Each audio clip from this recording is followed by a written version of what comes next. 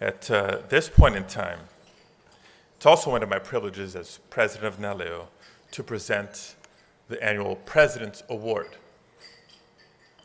The President's Award was established by former NALEO president and Speaker of the New Mexico State House of Representatives, Raymond Sanchez. The award recognizes individuals or institutions that have helped NALEO advance its mission. This year's recipient is Luis Ubinas, who took over as president of the Ford Foundation in 2008, the first Latino president of the Ford Foundation. And what a start. It was the beginning of the economic downturn.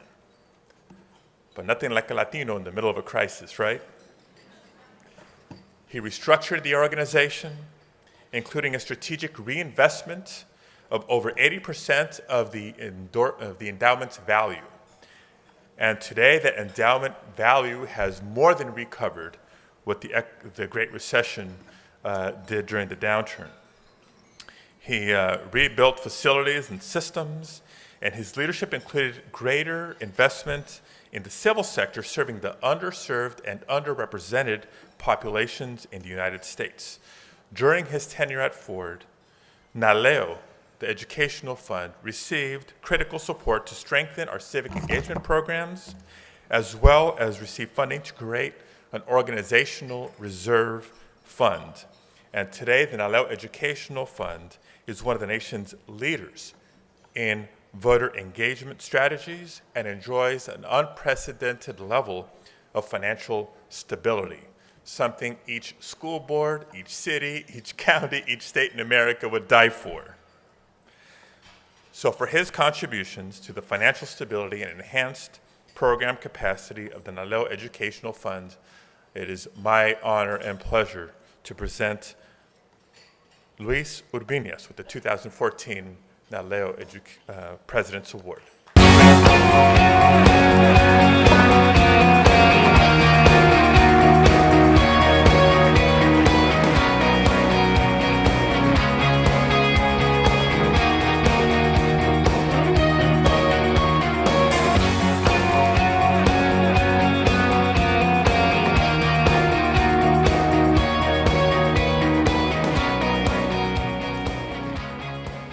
Thank you so much. You know, they told me I had 4 minutes, and so I'm going to talk for about 3 minutes and 59 seconds.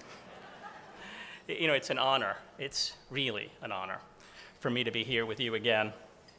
NALEO has a special place in my heart, and receiving this award means a great deal to me. So thank you all. But I especially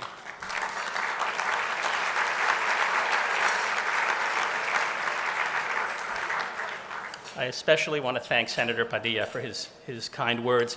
I understand there's a rumor that next year at NALEO, he's going to be the Secretary of State of our state.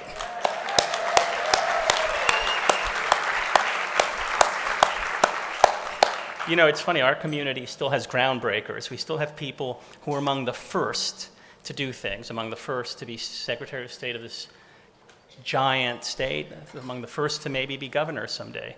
It's really amazing. I also want to thank my great friend, NALEO Executive Director Arturo Vargas, for his exceptional work leading this organization. You know,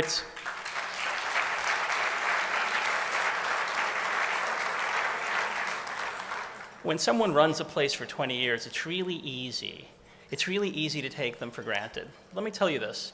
When I was president of the Ford Foundation, I went all over the world, meeting people in leadership positions, meeting people who were running complicated things. Arturo is one of the best of those leaders I've met. We are incredibly lucky to have him. He is among the best of them. Thank you, Arturo.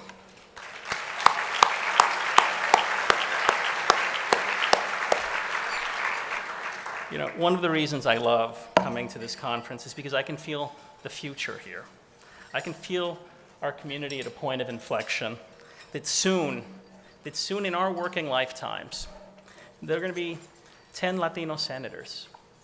That soon in our working lifetime, there'll be 50 Latino representatives, Latino governors leading some of our biggest states, Florida, California, Texas. And some of those future leaders are right here in this room right now.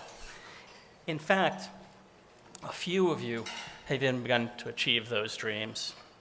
As a community, we're at that point of inflection, at that moment when gradual growth, when that slow and steady growth, those of us in this room who are in our 50s and 60s, remember the slow climb, gradual ascent. Well, we're at the moment when that gradual ascent becomes full takeoff, when victories start coming faster and faster, and we can't lose that momentum. A couple of years ago, I talked to you about the possibility of a Latino agenda. Things like a national, grassroots, state-level campaign for minimum wage. So the people who work in places like the people working in this room can put food on the table of their children. We talked about beating back those horrific anti-American voter restriction laws that are everywhere all the time. And you know what? We beat most of them back. We talked about immigration reform, and boy, was I ecstatic when there were 68 votes. I was thinking, I'm leaving the Ford Foundation. We've invested tens of millions of dollars in this effort, and here we are, 68 votes. How does the House of Representatives not take this up now? They didn't. Because we have work to do. And I want to talk to you about what we have to do, and I'll be very brief, to build on the success, to make sure that the ascent we're on doesn't stall. We need to build infrastructure so that our success can continue to grow. And I want to point out, and I want to briefly describe 5 aspirations, not unlike the minimum wage campaign we talked about just a few years ago. We need to vastly enhance our candidate identification and training so that we have outstanding leaders.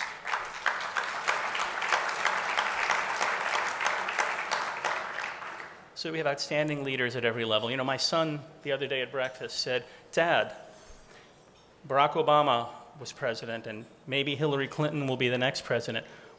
Who?"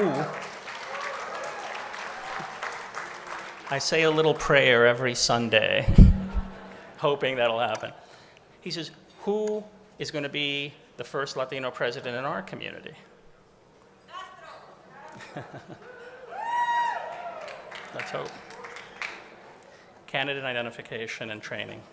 Vastly expanded efforts to place Latinos in appointed positions at local, state, and national levels so that we can build our ranks of experienced leaders. It is astonishing to me, the underrepresentation of Latinos in appointed positions. This is something that every governor can solve, every president can solve, mayors can solve, every time there's an election. There's no legacy here. There's no building up through the ranks. We can have this problem solved in 2, 4, 6 years. Very little progress is being made. We have to begin to attack that problem. We need think tanks and academic centers. It's not nearly as exciting, but our candidates need the kind of policy support that excellent candidates receive all over this country. The Republicans have done a masterful job of this. We can criticize, some of us, organizations like ALEC, but they have been spectacularly successful at building legislative agendas that take on national character even as they're local. We need our own fundraising organizations like Emily's List, which can seed candidates, which can provide just those basic funds that get someone just started. And then we need training programs for elected officials so that once they're in office, they can move more rapidly into positions of influence and power. This has been occurring for decades. The Kennedy School of Government in Cambridge runs a program for new congressmen. Secretary of States go to a program at Columbia. We need programs like this for Latino elected officials so that when we get there, we can have influence.